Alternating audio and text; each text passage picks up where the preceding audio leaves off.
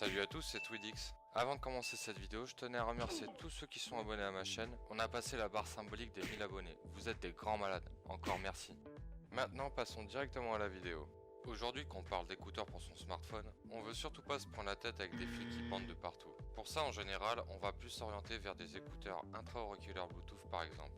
Et c'est pour ça que je vais vous présenter dans cette vidéo les modèles de chez Xiaomi, les Redmi AirDots, que l'on peut trouver chez certains vendeurs pour seulement 38€. Évidemment, on peut les trouver aussi à 25€ chez d'autres vendeurs. Mais si vous êtes comme moi et que vous les faites importer directement de Chine, comptez 5 bonnes semaines pour recevoir vos écouteurs. C'est clair, faut pas être pressé. Bien sûr, comme d'habitude, si les AirDots vous intéressent, j'ai mis tous les liens commerciaux dans la description de la vidéo. Avant de commencer la présentation de ces écouteurs, si vous regardez cette vidéo parce que vous avez des problèmes de pairing, c'est-à-dire que les écouteurs ne sont plus synchronisés ensemble et qu'ils fonctionnent indépendants l'un de l'autre. Si vous cherchez une solution, zappez directement à la minute que je vous ai indiquée juste en bas de la vidéo. Maintenant, passons à la partie fiche technique de ces écouteurs. Premièrement, parlons de l'autonomie.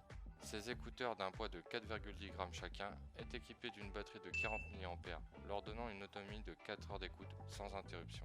Pour une recharge complète des AirDots, comptez un séjour d'1h30 dans leur boîtier de rechargement. Ensuite, le boîtier de rechargement d'une dimension de 6 cm par 4 cm est un poids total avec les écouteurs de 40 g.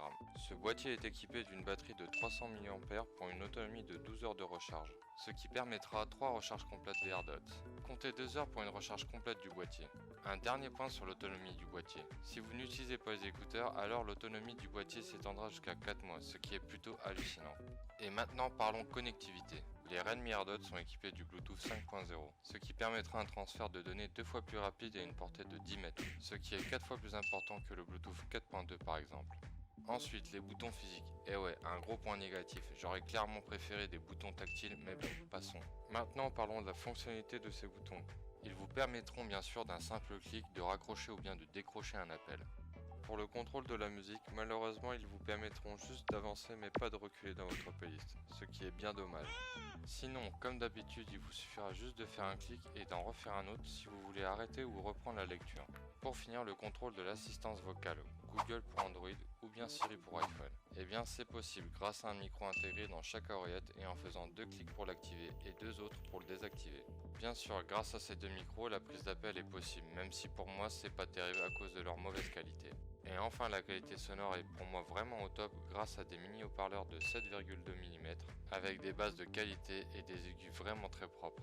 Et pour finir, une réduction de bruit ambiante super efficace grâce à sa technologie DSP. Si vous êtes sportif, c'est les écouteurs qu'il vous faut grâce à sa protection anti-transpiration et à son ergonomie. En gros, vous n'êtes pas prêt de les faire tomber. Maintenant, passons à la partie de déballage pour voir ensemble les accessoires fournis avec les AirDots. Premièrement, le boîtier de rechargement avec les écouteurs à l'intérieur. Ensuite, dans un petit sachet, 2 paires d'embouts en silicone de différentes tailles.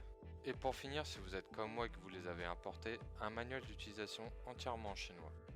Une petite précision en ce qui concerne les accessoires. Pour le rechargement, un câble en micro USB vers USB sera nécessaire car il n'est pas fourni avec les écouteurs. Et maintenant, passons à la partie tuto si vous recherchez à resynchroniser les écouteurs ensemble. Premièrement, dirigez-vous dans les paramètres de connexion de votre téléphone. Ensuite, allez dans les paramètres de connexion du Bluetooth. Une fois à l'intérieur, cliquez sur les paramètres de connexion des AirDots. Et enfin, cliquez sur Dissocier. Cette manipulation est indispensable, elle permettra une mise à zéro des paramètres de connexion des AirDots. Maintenant, passons à la manipulation sur les écouteurs. Mais avant de commencer, assurez-vous qu'ils soient entièrement chargés, sinon la resynchronisation pourrait ne pas s'effectuer. Avant de commencer, assurez-vous bien que les écouteurs sont bien éteints. Ensuite, maintenez les boutons physiques des écouteurs enfoncés jusqu'à ce qu'un petit flash rouge apparaisse, et relâchez-les tout de suite après.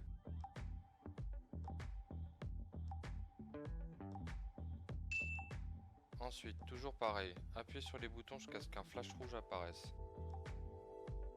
Là, les lumières blanches se synchronisent entre elles et le flash rouge signifie que la synchronisation des écouteurs a réussi. Et bien sûr, il faudra les relâcher tout de suite après. Pour finir, il n'y a plus qu'à rallumer les AirDots, ouvrir les paramètres Bluetooth de votre téléphone et à vous reconnecter aux écouteurs.